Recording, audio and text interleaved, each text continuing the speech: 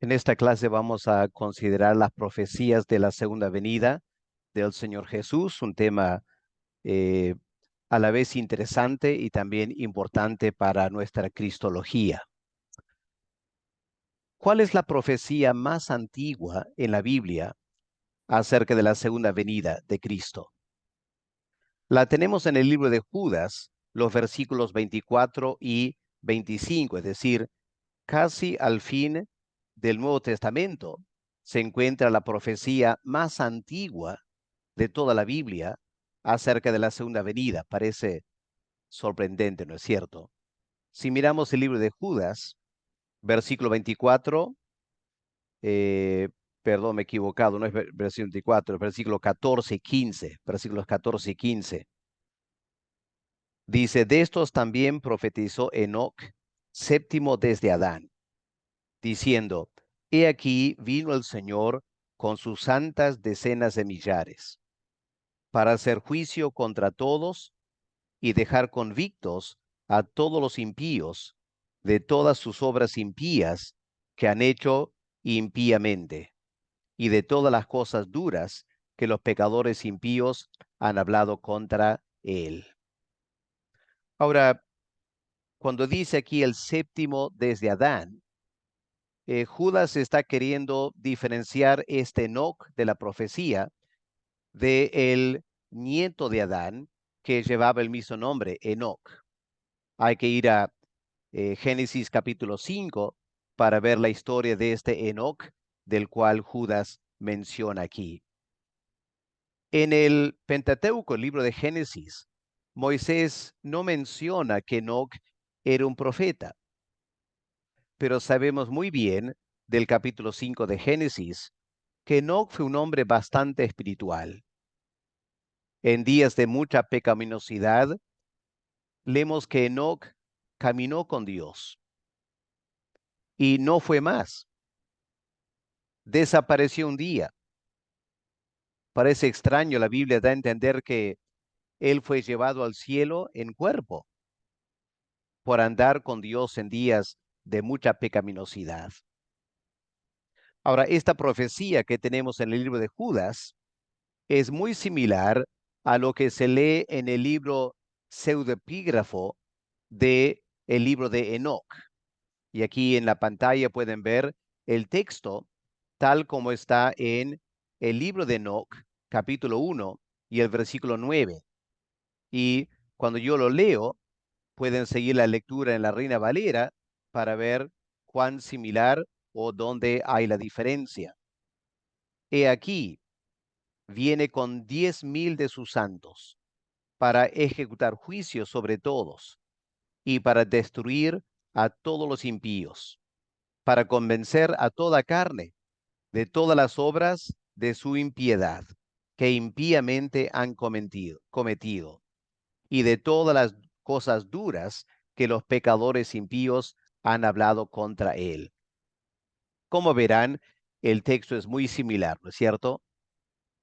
Ha generado mucho debate entre los expertos, porque el libro de Enoc no es parte de la Biblia.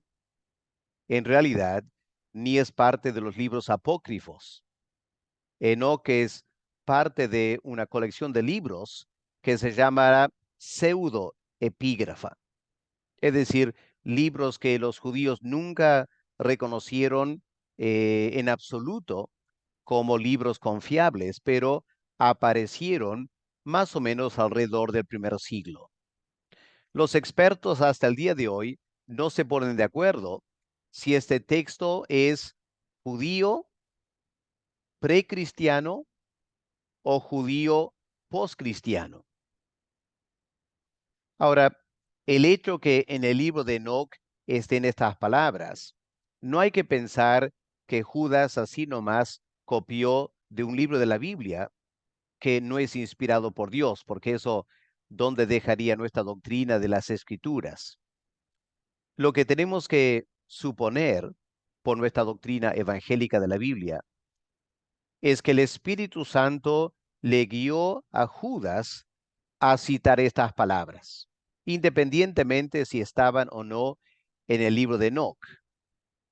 Algunos opinan que podía ser parte de una tradición oral que se vino transmitiendo a través de los años y que en el primer siglo Judas sabía de esta profecía y el Espíritu Santo le guió a incluirlo en el texto que tenemos en la Biblia. Bueno, muy aparte del origen exacta de estas palabras, queda claro que aquí tenemos una profecía muy antigua de la segunda venida, porque Enoc vivió antes del diluvio y claramente este pasaje está hablando de la segunda venida, porque habla de eh, el Señor viniendo con decenas de millares de ángeles probablemente. Eso no pasó en la primera venida. Y viene para juzgar a los impíos, que encaja con la segunda venida, mas no con la primera venida de Cristo. Así que aquí tenemos la profecía más antigua en la Biblia de la segunda venida de Cristo. Vamos a empezar analizando las profecías del Antiguo Testamento, que tiene que ver con la segunda venida de Cristo. Enseguida enfrentamos un problema, y es el siguiente. Indudablemente, los profetas del Antiguo Testamento anunciaron la segunda venida de Cristo. El problema es que como estaban viviendo antes de la primera venida, ni ellos mismos captaron bien la diferencia entre la primera y la segunda venida de Cristo. Es decir, lo más probable es que los profetas no pensaban que iba a haber dos venidas. Pensaban que el Mesías iba a venir una vez y en esa primera venida iba a cumplir todas las palabras proféticas. Claro, hoy en día, 2000 años después de la primera venida, estamos en mejores condiciones para poder entender que en realidad hay dos venidas de Cristo y que esas dos venidas están separadas por más de 2000 años. Aquí tengo que presentarles lo que se ha llamado en la hermenéutica el problema de la perspectiva profética, la perspectiva de tiempo. En otras palabras, los profetas mirando hacia el futuro desde su punto histórico en la vida, no podían ver claramente la diferencia de tiempo entre la primera y segunda venida. Permíteme usar esta imagen que está en la pantalla para explicar. ¿Qué es lo que pueden ver aquí? Una serie de montañas, ¿no es cierto? Montañas. Ahora, desde nuestra perspectiva, mirando a 90 grados a las montañas, podemos contar las montañas, ¿no es cierto? Una montaña aquí, 3, 4, 5, 6. La imagen nos hace pensar que hay cierta distancia entre las montañas, pero de esta perspectiva no podemos ver la distancia que separan las montañas. Por ejemplo, aquí tenemos una primera montaña, ¿no es cierto? Y aquí hay una segunda. La pregunta es, ¿qué distancia hay entre esta montaña y esta aquí? ¿Y qué distancia hay entre esta montaña y la tercera montaña? Desde esta perspectiva, no podemos saber. Imagínate los profetas mirando hacia estas montañas. Digamos, una montaña tiene que ver con la primera venida de Cristo. La segunda montaña con la segunda venida. Pero el profeta los ve como casi coincidiendo en tiempo. Ahora miren lo que pasa cuando giramos esta imagen 90 grados para mirarlo a lo largo de los valles, en vez de mirando las montañas desde esta perspectiva. Ahora estamos mirando el espacio entre las montañas, ¿no es cierto? Aquí está la primera montaña y aquí está la segunda montaña. Ahora recién podemos ver que no solo hay un valle, sino que también hay una zona de mar. En algunos casos podría ser un río. Si retrocedemos, esto sería lo que existe entre esta montaña y la montaña aquí atrás. Desde aquí no podemos ver el valle. El valle se ve aquí y nos permite establecer la distancia entre una montaña y otra montaña. Esta es la perspectiva histórica de los profetas y lo que nos causa cierta confusión. Así que cuando leemos el Antiguo Testamento, estamos mirando el futuro desde el tiempo de los profetas, mirando en esta dirección. Ahora estamos viviendo 2000 años después de Cristo. Es como girar todo el cuadro y podemos entender que entre la primera venida y la segunda venida hay 2000 años, ¿ya? Este espacio aquí que podemos ver. Eso nos permite a nosotros poder interpretar mejor el Antiguo Testamento, pero siempre deja cierto reto. En el Antiguo Testamento tenemos profecías que tratan con la segunda venida de Cristo. También hay profecías que describen las consecuencias de la segunda venida, es decir, cómo será la condición del mundo después de la segunda venida. Vamos a separar estas dos cosas entonces. En primer lugar, vamos a ver eh, la segunda venida en sí y lo que tenemos en el Antiguo Testamento.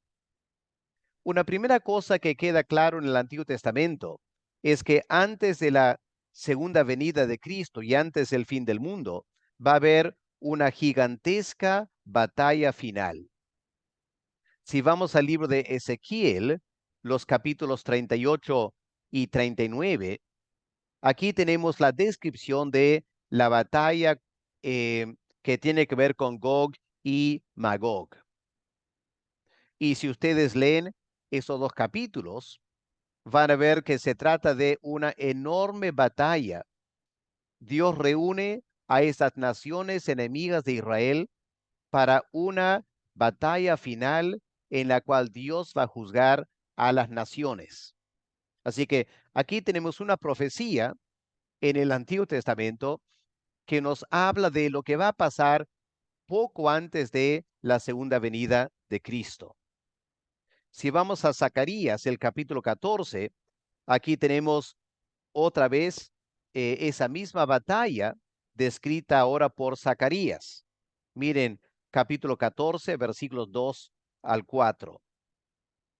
Porque yo reuniré a todas las naciones para combatir contra Jerusalén. Y aquí dice, y la ciudad será tomada, y serán saqueadas las casas, violadas las mujeres. La mitad de la ciudad irá en cautiverio, mas el resto del pueblo no será cortado la ciudad. Pero miren lo que continúa diciendo. Después saldrá Jehová y peleará con aquellas naciones, como peleó en el día de la batalla. Y se afirmarán sus pies en aquel día sobre el monte de los olivos, que está enfrente de Jerusalén, al oriente. Y el monte de los olivos se partirá por en medio, hacia el oriente y hacia el occidente, haciendo un valle muy grande. Y la mitad del monte se apartará hacia el norte y la otra mitad hacia el sur. Ahora, este gran terremoto lo vamos a encontrar mencionado en el libro de Apocalipsis. Así que claramente aquí el profeta Zacarías está indicando un evento mundial, una guerra que se va a dar inmediatamente antes de la segunda venida del Señor Jesús. Otro detalle que tenemos en el Antiguo Testamento, profecías de la segunda venida, es que va a haber una tremenda manifestación de la gloria de Dios. La segunda venida va a introducir a la tierra la gloria de Dios. Miren, Isaías 35, el versículo 2. Florecerá profusamente y también se alegrará y cantará con júbilo. La gloria del Líbano le será dada, la hermosura de Carmelo y de Sarón. ellos verán la gloria de Jehová, la hermosura del Dios nuestro. Y aquí el profeta celebrando este momento tan impresionante cuando el mundo va a contemplar la gloria de Dios. Bueno, el profeta habla de lo mismo en capítulo 40, versículo 5. Dice, se manifestará la gloria de Jehová. Toda carne juntamente la verá. Ahora yo sé que el capítulo 40 habla de Juan el Bautista, el mensajero que prepara el camino para el Señor. Está en versículo 3, ¿no es cierto? Y sabemos que el Señor Jesús es la manifestación de la gloria de Dios. Pero quiero que noten un detalle en versículo 5 que nos hace pensar que el versículo 5 realmente está hablando de la segunda venida, porque dice, se manifestará la gloria de Jehová y toda carne juntamente la verá. Es difícil decir que eso pasó cuando Cristo vino la primera vez. No, esto está esperando la segunda venida del Señor. Miren también en capítulo 60 de Isaías, el versículo 1, otro énfasis sobre esta gloria de Dios que se va a manifestar en la segunda venida. Levántate, resplandece, porque ha venido tu luz, y la gloria de Jehová ha nacido sobre ti. Porque he aquí que tinieblas cubrirán la tierra, oscuridad las naciones, mas sobre ti amanecerá Jehová, y sobre ti será vista su gloria. Y versículo 3, andarán las naciones a tu luz, y los reyes al resplandor de tu nacimiento. Bueno, podemos pensar que aquí también está hablando de esa gloria que se va a manifestar al fin de los días cuando venga el Señor Jesús. Otro pasaje interesante es Ezequiel, el capítulo 43, que tiene como título La gloria de Jehová llena el templo. Ezequiel había visto la gloria salir del templo antes de la destrucción de de los babilonios. Ahora en capítulo 43, Ezequiel anuncia el retorno de la gloria. Ahora sabemos que la gloria nunca volvió al templo en Jerusalén y esa gloria no volverá hasta la segunda venida. Pero ¿qué leemos en el capítulo 43 de Ezequiel? Sigan esta lectura conmigo, hermanos. Me llevó luego a la puerta del templo, a la puerta que mira hacia el oriente. He aquí la gloria del Dios de Israel, que venía del oriente. Su sonido era como el sonido de muchas aguas, y la tierra resplandecía a causa de su gloria. Qué hermoso, ¿no? Y el aspecto de lo que vi era como una visión, como aquella visión que vi cuando vine para destruir la ciudad. Las visiones eran como la visión que vi junto al río Quebar, y me postré sobre mi rostro. Y la gloria de Jehová entró en la casa por la vía de la puerta que daba al oriente, y me alzó el espíritu, y me llevó al atrio interior. He aquí que la gloria de Jehová llenó la casa. Y oí uno que me hablaba desde la casa, y un varón estaba junto a mí, y me dijo, hijo de hombre, este es el lugar de mi trono, el lugar donde posaré las plantas de mis pies, en el cual habitaré entre los hijos de Israel. Dios está hablando aquí. Habitaré entre los hijos de Israel para siempre, y nunca más profanará la casa de Israel mi santo nombre, ni ellos ni sus reyes, con sus fornicaciones, ni con los cuerpos muertos de sus reyes en sus lugares altos. Bueno, podemos continuar leyendo, pero me parece que es una visión apocalíptica, escatológica de la segunda venida. Si quedamos en este libro de Ezequiel, capítulo 34, otras profecías hablan de un descendiente de David que reinará sobre el pueblo de Dios. Miren, Ezequiel 34, versículos 23 al 31. Levantaré sobre ellas a un pastor. Él las apacentará. A mi siervo David. Él las apacentará. Él les será por pastor. Y yo, Jehová, les seré por Dios. Y mi siervo David, príncipe en medio de ellos. Yo, Jehová, he hablado. Y estableceré con ellos pacto de paz. Quitaré de la tierra las fieras. Noten esa profecía.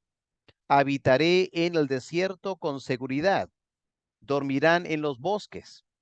Daré bendición a ellas y a los alrededores de mi collado. Haré descender la lluvia en su tiempo, lluvias de bendición serán. El árbol del campo dará su fruto. La tierra dará su fruto. Estarán sobre su tierra con seguridad y sabrán que yo soy Jehová, cuando rompa las coyuntas de su yugo y los libre de mano de los que les sirven. No serán más por despojo de las naciones, ni las fieras de la tierra las devorarán, sino que habitarán con seguridad y no habrá quien las espante. Bueno, me parece que el contexto da a entender que está hablando no de la primera venida, sino de la segunda venida del Señor. Ahora, otro detalle que vemos en Zacarías, el capítulo 12, es que en la segunda venida van a ver al Mesías crucificado. El que va a reinar sobre Israel es el Mesías crucificado. Miremos Zacarías 12, versículo 9. En aquel día yo procuraré destruir a todas las naciones que vinieron contra Jerusalén. Derramaré sobre la casa de David y sobre los moradores de Jerusalén un espíritu de gracia y de oración. Y noten lo que dice ahora. Mirarán a mí a quien traspasaron y llorarán como se llora por el hijo unigénito, afligiéndose por él, como quien se aflige por el primogénito. Ahora, aquí no están llorando por temor a ser juzgados, porque dice, va a derramar un espíritu de gracia y de oración. Hermanos, aquí parece que Zacarías está contemplando el momento del que Pablo habla en Romanos 11, cuando el fin del tiempo de los gentiles haya llegado y Dios volverá a tratar otra vez con su pueblo y habrá una conversión masiva de judíos antes de la segunda venida. Y aquí tenemos esta descripción. Mirarán por fin aquel a quien crucificaron y tendrán un espíritu de gracia y de suplicación. Y este rey Mesías que antes fue crucificado, él tendrá un reino eterno. Si miramos en Daniel, el capítulo 2, como el profeta Daniel ve, Dios le muestra en Daniel 2 algo de los eventos relacionados con la segunda venida de Cristo. Miren Daniel 2, versículo 44. En los días de estos reyes, ¿de cuál reyes? De los reyes que representan los pies en la estatua. Ahora, los pies no son las piernas. Las piernas eran hechas de hierro, ¿no es cierto? Y las piernas representan el imperio romano del primer siglo. Los pies representan otro imperio, porque está hecho de otro material, hierro y barro mezclado. Y hay 10 dedos en los pies de la estatua. Esos 10 dedos representan 10 reyes. Aquí estamos viendo, en resumen, el imperio final del anticristo. Y dice aquí, en los días de esos reyes, el Dios del cielo levantará un reino que no será jamás destruido, ni será el reino dejado a otro pueblo. Desmenuzará y consumirá a todos estos reinos, pero él permanecerá para siempre. Esta es la piedra que en el sueño de Nabucodonosor cayó del monte, golpeó la estatua en los pies, no en las piernas. La primera venida fue el tiempo de las piernas. La segunda venida será el tiempo de los pies. Aquí Daniel está presentando la segunda venida de Cristo, que traerá abajo todos los reinos de este mundo y crecerá para formar un reino universal. Y dice aquí claramente, ese reino permanecerá para siempre. O miren también en Daniel capítulo 7, versículo 13. Pregúntense, ¿de qué está hablando aquí? Daniel 7, versículo 13. Miraba yo en la visión de la noche. He aquí que con las nubes del cielo venía uno como un hijo de hombre. Venía con las nubes del cielo. ¿Se acuerdan cuando arrestaron al Señor Jesús y el sumo sacerdote le obligó a decir quién era? Y el Señor Jesús ahí indica quién era. Y él dice, no me verán otra vez hasta que vean al Hijo del Hombre venir en las nubes de gloria. Viene de este pasaje en Daniel 7, versículo 13. Cristo estaba hablando de la segunda venida, ¿no es cierto? Así que este pasaje se refiere a la segunda venida. ¿Y qué va a pasar como consecuencia? Bueno, dice, este hijo de hombre vino hasta el anciano de días, le hicieron acercarse delante de él, y le fue dado dominio, gloria y reino, para que todos los pueblos, naciones y lenguas le sirvieran. Su dominio es dominio eterno, que nunca pasará, y su reino, uno que no será destruido. Una vez más, estamos hablando de la segunda venida de Cristo, que da lugar al reino eterno. Bueno, hermanos, aquí tenemos algunas profecías representativas del Antiguo Testamento acerca de la segunda venida de Cristo.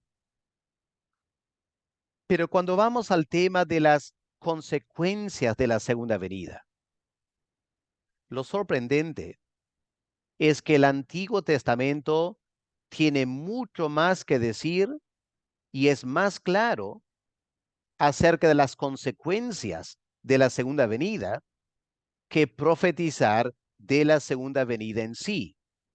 Repito, los profetas, por su perspectiva histórica, no estaban muy claros qué profecías eran de la primera venida, cuáles de la segunda venida. Están entrelazadas, entreveradas. Pero hay pasajes en el Antiguo Testamento que claramente apuntan a las condiciones que se van a dar luego de la segunda venida de Cristo. Por ejemplo, Salmo 72, este tremendo salmo para Salomón, que describe el reino del Mesías. Miren, versículo 5, te temerán mientras duren el sol y la luna, de generación en generación. ¿Y cuáles serán las condiciones? Descenderá como la lluvia sobre la hierba cortada, como el rocío que destila sobre la tierra. Florecerá en sus días justicia y muchedumbre de paz hasta que no haya luna. Bueno, un salmo hermoso que describe las condiciones que se darán aquí en la tierra, la nueva tierra, después de la segunda venida del Señor Jesús. Volvamos al libro de Isaías. Miren el capítulo 2. Isaías está lleno de profecías de la segunda venida de Cristo y el estado eterno. Miren Isaías 2, versículos 1 al 4. Bueno, empezando versículo 2. Acontecerá en lo postrero de los tiempos que será confirmado el monte de la casa de Jehová como cabeza de los montes. Será exaltado sobre los collados. Correrán a él todas las naciones. Y vendrán muchos pueblos y dirán, venid, subamos al monte de Jehová, a la casa del Dios de Jacob. Nos enseñará sus caminos. caminaremos por sus sendas, porque de Sión saldrá la ley y de Jerusalén la palabra de Jehová, y juzgará entre las naciones, y reprenderá a muchos pueblos. Volverán sus espadas en rejas de arado, sus lanzas en hoces.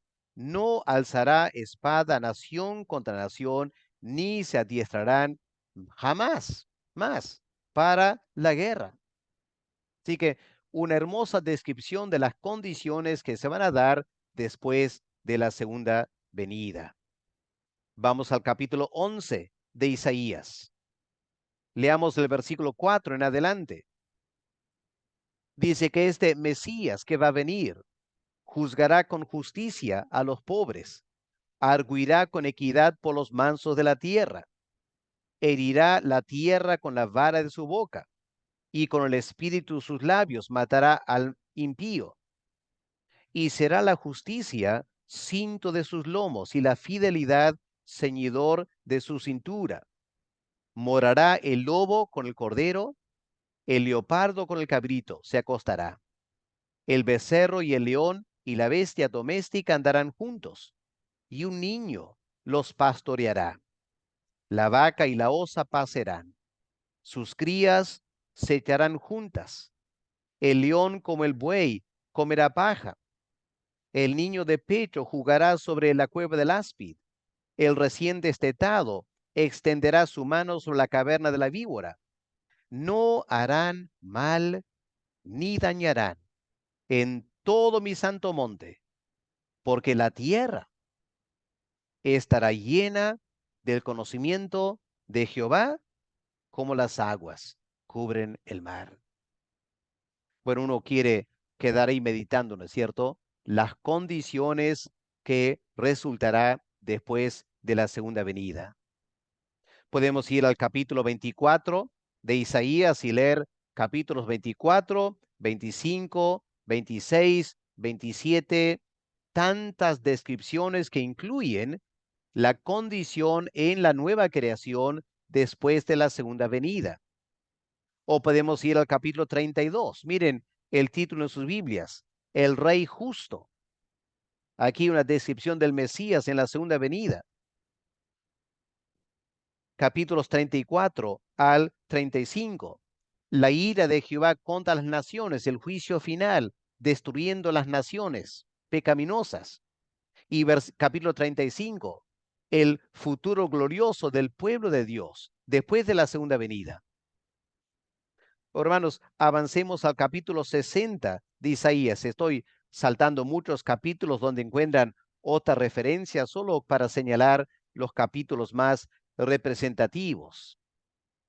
¿Qué leemos en Isaías 60? La futura gloria de Sión. 61, buenas nuevas para Sión. 62, también. Y si avanzamos al capítulo 65, miren lo que tenemos en versículo 17. Isaías 65, versículo 17. Porque he aquí que yo crearé nuevos cielos y nueva tierra, y de lo primero no habrá memoria, ni más vendrá al pensamiento, mas os gozaréis y os alegraréis para siempre en las cosas que yo he creado. Y si vamos al capítulo 66, versículo 1, el cielo es mi trono, la tierra estrado de mis pies. Y ahí continúa hablando de los nuevos cielos y la nueva tierra en la cual morará la justicia. Así que este gran profeta Isaías anunció la primera venida, anunció la segunda venida, mezclando a veces las dos cosas, y al final, capítulo tras capítulo que presenta las condiciones al fin de la segunda venida. Claro, Isaías quizá pensaba que esto iba a pasar después de la primera venida. Estoy seguro que los discípulos, cuando empezaron a seguir a Cristo, tomando esta profecía de Isaías, estaban convencidos que estaban por ver todo esto. Por eso, en parte, lo estaban siguiendo. Y al final, cuando Cristo resucita, le pregunta, ¿no es cierto? Señor, ¿ahora ¿Vas a restaurar a Israel? ¿Ahora vas a cumplir estas profecías de Isaías? No entendían. Como Isaías tampoco entendía que tenían que pasar 2000 años para que el Evangelio recorra toda la tierra antes de la segunda venida. Podemos ir también a Ezequiel, los últimos capítulos de Ezequiel, del capítulo 40 en adelante. Son capítulos casi escatológicos, llenos de simbolismo, presentando las condiciones en la nueva creación después de la segunda venida de Cristo. Zacarías 14 también, muy interesante el capítulo 14 de Zacarías, cerca al fin del Antiguo Testamento.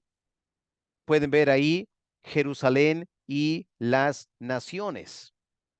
Describe la gran batalla que se va a dar. Pero miren en versículo 16, por ejemplo, Zacarías 14, 16. Y todos los que sobrevivieron de las naciones que vinieron contra Jerusalén subirán de año en año para adorar al Rey, a Jehová de los ejércitos, y a celebrar la fiesta de los tabernáculos. Claro, otra característica de los profetas es que anunciaron la segunda venida en términos que ellos conocían del pueblo de Israel y las fiestas espirituales de Israel. Ahora, en el Nuevo Testamento, a la luz del libro de Hebreos, sabemos que esas fiestas espirituales del Antiguo Testamento se cumplen en la iglesia. Así que Zacarías está hablando de las condiciones después de la segunda venida del Mesías en términos de las condiciones del primer pacto, las fiestas, por ejemplo, del primer pacto. Pero nosotros entendemos mejor que Zacarías, porque vivimos 2000 años después de la primera venida. Hemos visto la iglesia florecer en toda la tierra. Hemos entendido que estas fiestas de la Pascua, tabernáculos, etcétera, todas eran sombras de lo que Cristo ha traído. Así que ahora podemos interpretar estos capítulos del Antiguo Testamento como hablando de la segunda venida del Señor. Bueno, como verán, hermanos, el Antiguo Testamento ya tiene mucho que enseñarnos de la segunda venida. Cuando vamos al Nuevo Testamento, obviamente hay más profecías todavía. Lo interesante ahora es lo siguiente. Se invierte el patrón del Antiguo Testamento. Se invierte. El Antiguo Testamento, algunas profecías de la segunda venida y muchas profecías de las condiciones después de la segunda venida. En el Nuevo Testamento es al revés. En el Nuevo Testamento tenemos muchas profecías de la segunda venida y extrañamente muy pocas profecías de las consecuencias de la segunda venida. Esto es muy interesante, hermanos, pero es una característica de las profecías del Nuevo Testamento. Así que, hermanos, veamos rápidamente algunas profecías también representativas de todo lo que podíamos estudiar de la segunda venida en el Nuevo Testamento. Obviamente empezamos en Mateo el capítulo 24, cuando los discípulos le preguntaron al Señor cuáles serán las señales del fin del siglo, y el Señor ahora en capítulo 24 empieza a detallar los eventos relacionados con la segunda venida de Cristo. En la siguiente clase vamos a ver algunos detalles ahí. En esta clase estoy solo presentando las profecías en forma general. Claro, tenemos también en los libros sinópticos Marcos capítulo 13, Lucas capítulo 21, sus versiones de este mismo pasaje. El mismo Señor hablando de la segunda venida. Pero podemos ir también a las cartas del apóstol Pablo, porque Pablo también habló de la segunda venida. Si miramos en capítulo 15 de 1 Corintios, leamos versículos 51 al 54 para entender que Pablo aquí está hablando de los eventos relacionados con la segunda venida de Cristo. 1 Corintios 15, versículo 51. He aquí os digo un misterio. No todos dormiremos, es decir, no todos vamos a morir, pero todos vamos a ser transformados. Ahora, es interesante que en este momento el apóstol Pablo está en una condición parecida a los profetas del Antiguo Testamento. Está hablando de la segunda venida, pero Pablo piensa que la segunda venida podría darse muy pronto. Por eso se incluye a sí mismo, ¿no es cierto? Pablo dice, no todos seremos transformados. Él alberga la esperanza que va a haber la segunda venida durante su tiempo. Claro, más adelante entendió que quizás no iba a ser así, pero el apóstol Pablo da a entender eso. Continuamos leyendo, versículo 52.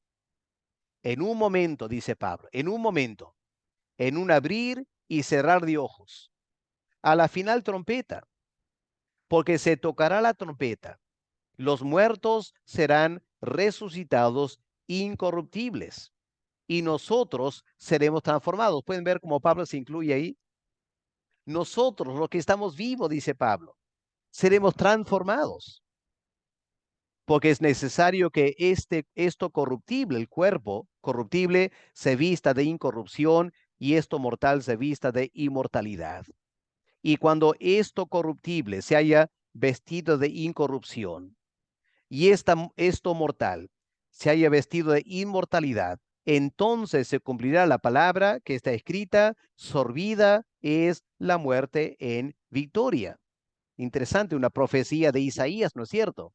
Isaías capítulo 25, versículo 8, un pasaje que yo incluí en esas profecías que describen la condición después de la segunda venida de Cristo. Así que Pablo habla de esa manera ahí. Podemos avanzar a Primera Tesalonicenses, el capítulo 4. Escuchemos del versículo 3 en adelante. Tampoco queremos, hermanos, que ignoren acerca de los que duermen, mueren, para que no se entristezcan como otros que no tienen esperanza. Porque si creemos que Jesús murió y resucitó, así también traerá Dios con Jesús a los que durmieron con él. Por lo cual os decimos esto en palabra del Señor, que es una palabra profética, que nosotros que vivimos, otra vez el apóstol Pablo, esta es una de las primeras cartas de Pablo, ¿no es cierto? La primera carta que él escribió. Nosotros que vivimos, que habremos quedado hasta la venida del Señor, no precederemos a los que ya murieron, porque el Señor mismo con voz de mando, con voz de arcángel, con trompeta de Dios, descenderá del cielo y los muertos en Cristo resucitarán primero.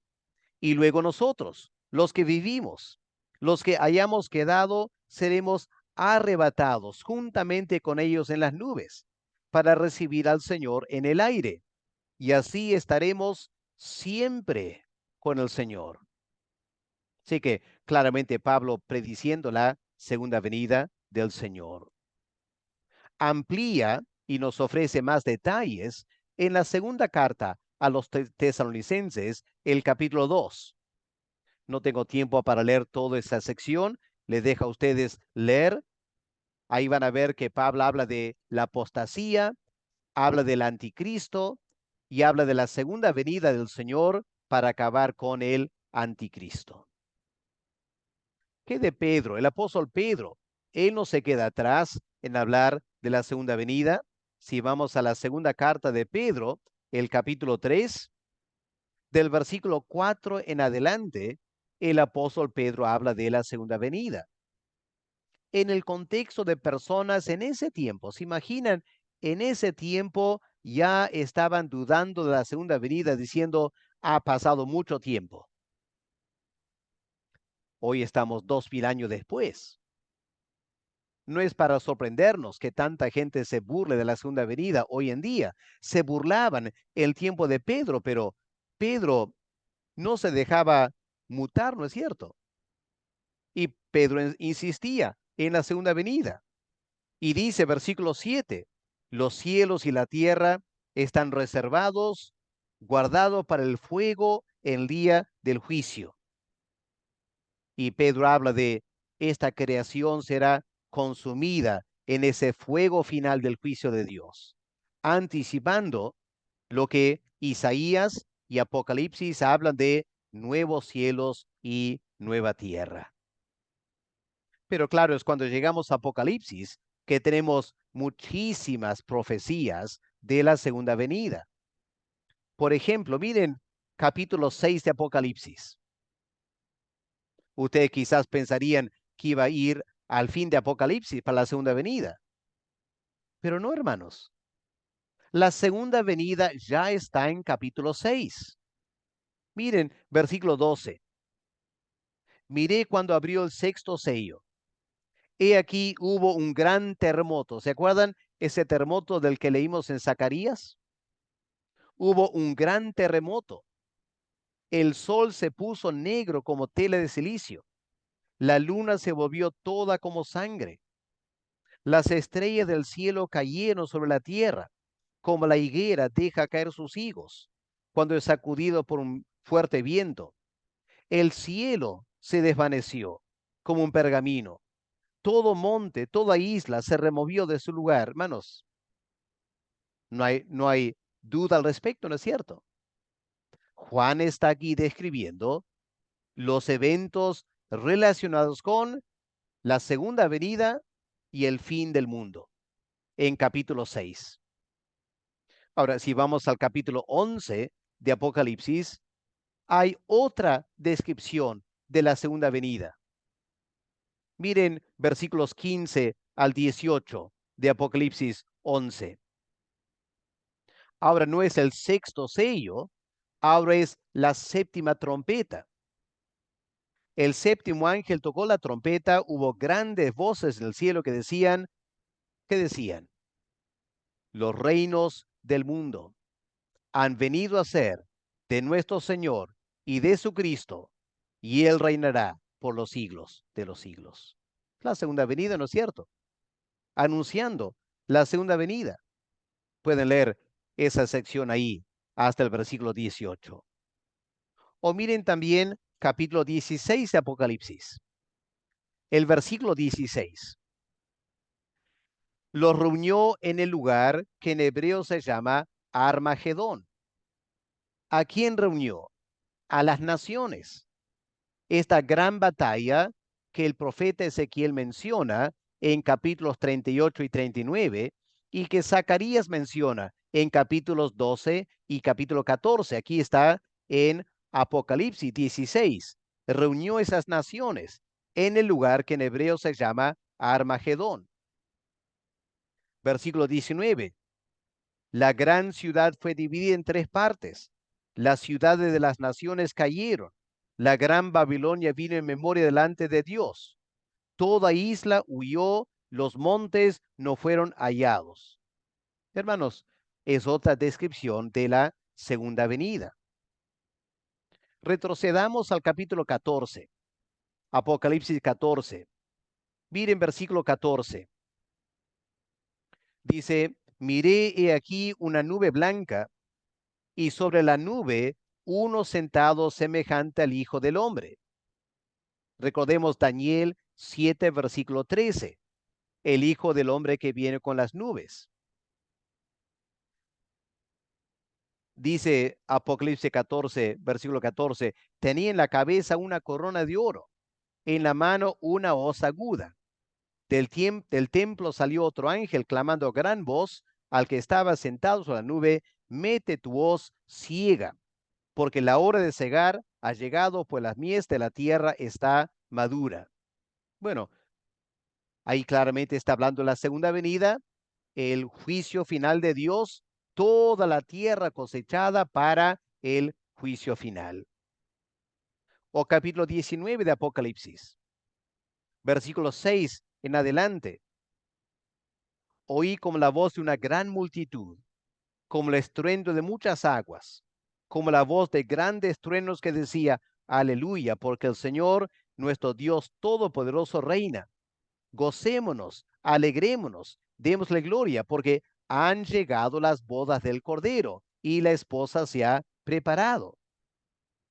Las bodas del Cordero se va a dar en el contexto de la segunda venida de Cristo. Y si continuamos leyendo, vamos a ver en versículo 11, por ejemplo, capítulo 19, versículo 11, vi el cielo abierto, he aquí un caballo blanco, y el que lo montaba se llamaba Fiel y Verdadero, y con justicia juzga y pelea. Aquí viene el Señor en la segunda venida para acabar con el anticristo y esas naciones congregadas para la batalla de Armagedón. ¿Ya? Lo pueden leer ahí hasta el fin del capítulo 19. Y si vamos al capítulo 20 de Apocalipsis, vemos otra vez la segunda venida, versículo 7. Cuando los 1000 años se cumplan, Satanás será suelto de su prisión, saldrá a engañar a las naciones que están en los 4 ángulos de la tierra, a Gog y a Magog, a fin de reunirlos para la batalla, esa batalla de Armagedón. Así que Ezequiel lo menciona, Zacarías lo menciona, en Apocalipsis 19 vemos que Cristo baja del cielo para esta batalla de Armagedón, y aquí en capítulo 20, otra vez esa batalla de Armagedón. Hermanos, tantos textos que hablan de la segunda venida del Señor Jesús. Algunos dirán, pero pastor, aquí parece que se están mezclando algunas cosas. El arrebatamiento de la iglesia y la segunda venida. O quizá el reino milenial y el reino eterno. Bueno, eso lo vamos a estudiar en otras clases próximas. Ahora simplemente estoy dando lectura para que tengamos un cuadro general de estas profecías y luego veremos cuánto hay que estudiar para interpretarlas correctamente. Pero terminemos con profecías que tienen que ver con las consecuencias de la segunda venida. Y aquí está lo sorprendente.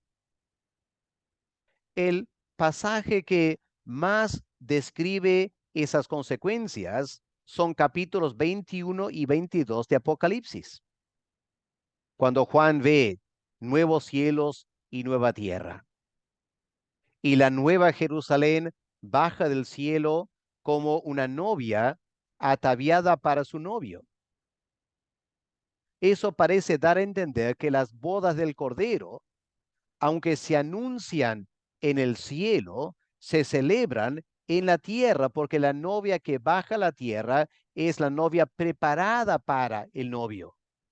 Que da a entender que las bodas no se han dado todavía. Y el Señor Jesús, cuando instituyó la Santa Cena, que dijo, he anhelado tomar la cena con ustedes porque no voy a probar la vid, el jugo de la vid, hasta tomarla nuevamente en el gran banquete eternal. Ahora, en el cielo, el Señor no va a tomar vino en el cielo, ¿no es cierto? Es aquí en la tierra que vamos a tomar vino otra vez. Y es aquí en la tierra, la nueva creación, que vamos a pasar la eternidad. El tiempo en el cielo es solo un anticipo antes de la resurrección del cuerpo. Una vez que el cuerpo haya sido resucitado, pasaremos la eternidad con Cristo en la nueva creación. Y esos capítulos finales de Apocalipsis lo describen. Pero tenemos también antes algunos pasajes en Apocalipsis que también anuncian las consecuencias de la segunda venida. Por ejemplo, miren capítulo 7, versículo 9. Después de esto miré, he aquí una gran multitud, la cual nadie podía contar, de todas las naciones y tribus y pueblos y lenguas, que estaban delante del trono, en la presencia del Cordero, vestido de ropas blancas, con palmas en las manos, y clamaban a gran voz diciendo, la salvación pertenece a nuestro Dios que está sentado en el trono y al Cordero. Y todo ahí tenemos una descripción de la alabanza universal que se dará después de la segunda venida. O bien en capítulo 14 de Apocalipsis, los primeros 5 versículos. Después miré, he aquí el Cordero estaba en pie sobre el monte de Sión, y con él 144,000 que tenían el nombre de él y el de su padre escrito en la mente. Ahora, recordemos que Apocalipsis es un libro altamente simbólico. Entonces, ya hemos visto en capítulo 7 los 144,000, que da lugar en capítulo 7 a la gran multitud que nadie puede contar. Aquí tenemos otra vez esta figura simbólica de 144,000, que simboliza 12, 12 hijos de Jacob, Israel, 12 apóstoles.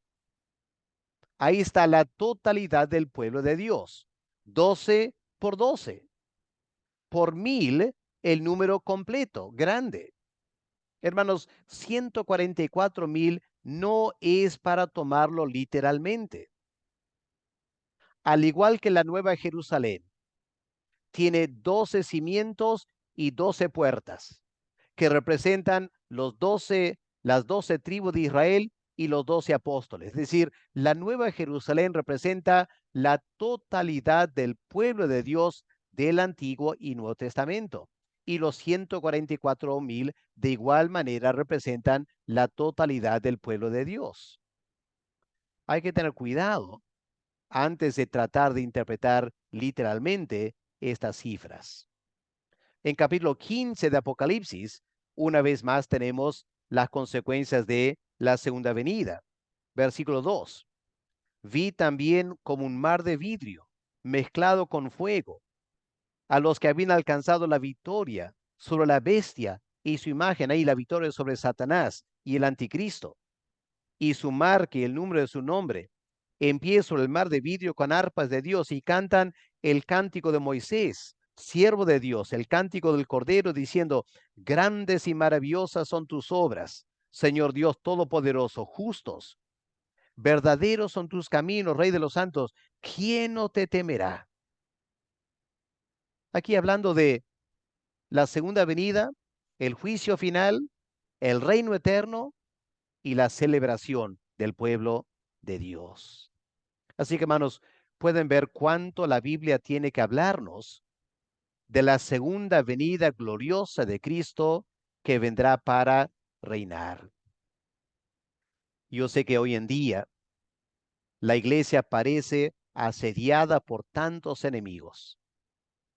El mundo secular odia a la iglesia, ataca a la iglesia en muchas maneras. Y aún dentro de la misma iglesia, personas empiezan a decir: ¿sabes qué? La iglesia no sirve, no hay que tener iglesia, hay que tener comunidades de fe o lo que sea. Hay un rechazo contra la iglesia. Pero ¿qué dijo Cristo? Yo edificaré mi iglesia y las puertas del Hades no prevalecerán contra la iglesia. Cristo guardará a su pueblo hasta el fin de los tiempos.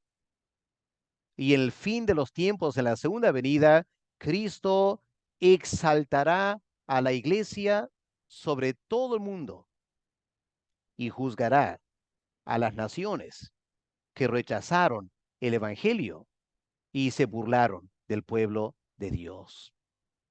En conclusión, hermanos, estas profecías indican lo complejo que es el tema de la segunda venida y la necesidad de dedicar mucho tiempo a estudiarlas.